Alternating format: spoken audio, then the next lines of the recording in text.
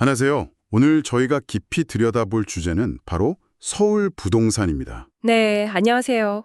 이게 좀 흥미로운 게 상반된 두 가지 소식이 딱 있더라고요. 아, 네네. 하나는 서울시가 발표한 네. 초고령 사회 대비하는 시니어 주택 공급 계획이고요. 네, 미래를 보는 정책이죠. 다른 하나는 또 아시겠지만 규제가 있어도 신고가를 막 찍고 있는 강남 아파트 이야기입니다. 네, 현실의 뜨거움이 느껴지는 소식입니다.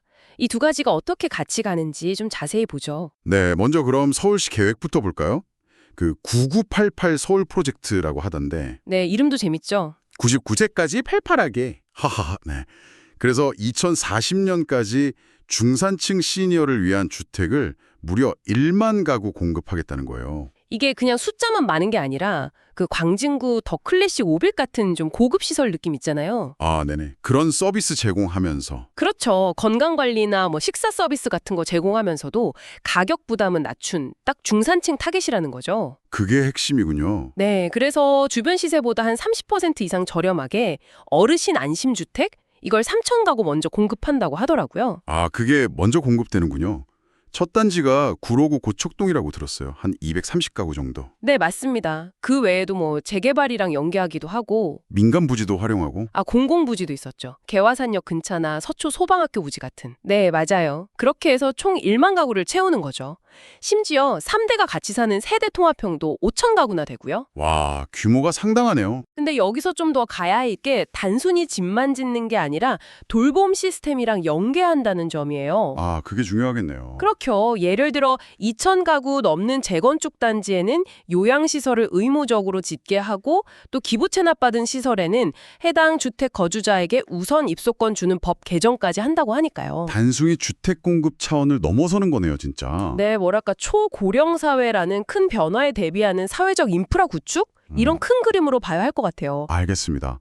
자, 그런데 이런 미래 대비책이 나오는 와중에 시장의 다른 한쪽, 특히 강남 개포동에서는 와, 정말 다른 세상 이야기가 들려옵니다. 네, 그렇죠. 분위기가 확 다르죠. 그 신축 단지 개포자이 프레지던스.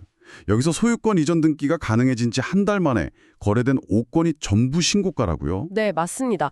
사실 그 이전 고시가 좀 늦어지면서 가격이 약간 눌려있던 측면이 있었거든요. 아, 그게 풀리면서 확 그렇죠. 그게 해소되자마자 전용 84제곱미터가 와 34억 7천만 원. 34억 7천이요. 평당 거의 1억이네요. 네, 거의 그렇죠. 근데 이게 이 단지만의 문제는 또 아닌 것 같아요. 맞아요.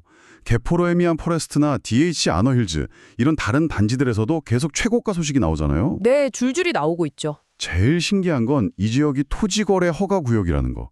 실거주해야만 살 수 있는 곳인데도 이런다는 게. 네, 그 점이 참 아이러니하죠.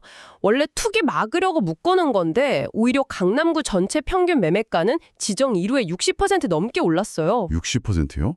서울 전체는 좀 내리지 않았나요? 네, 서울 전체 평균은 하락했는데 강남은 오른 거죠. 완전히 반대 현상입니다.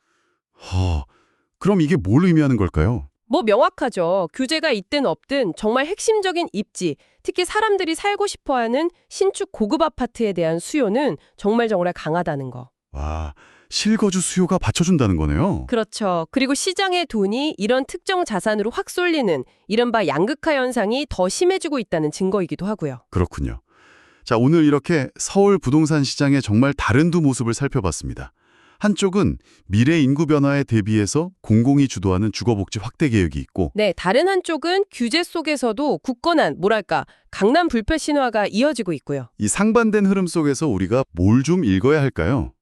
결국 현재 서울 부동산 시장이라는 공간이 미래를 위한 좀 장기적인 준비와 현재의 아주 강력한 자산가치 논리가 공존하는 굉장히 복합적이고 역동적인 곳이라는 걸 보여주는 것 같습니다. 네. 여기서 청취자 여러분께서 한번 생각해 보실 만한 질문은 이거예요. 앞으로 서울에서 살기 좋은 집, 이 기준이 어떻게 변할까요?